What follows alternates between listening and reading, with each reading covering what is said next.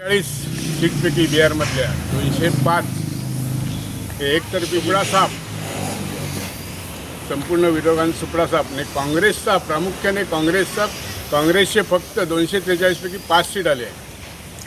जोपर्यंत काँग्रेस हिंदूंवर अत्याचार आणि अतिरेकी यांच्या बाजूने जोपर्यंत काँग्रेस असेल तोपर्यंत काँग्रेसची ही अशीच दशा असणार आहे आणि BJPचा असाच विजय सातत्याने संपूर्ण देशात होणार आहे.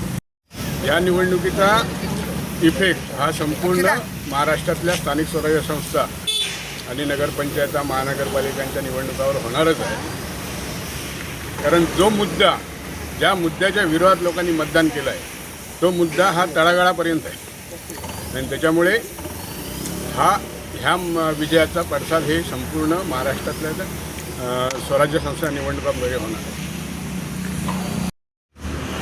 मोदी साहेब अमित शहा यांचं अभिनंदन करतो. त्यांनी अतिशय मेहनत घेऊन हा विजय सार्थ केला आहे.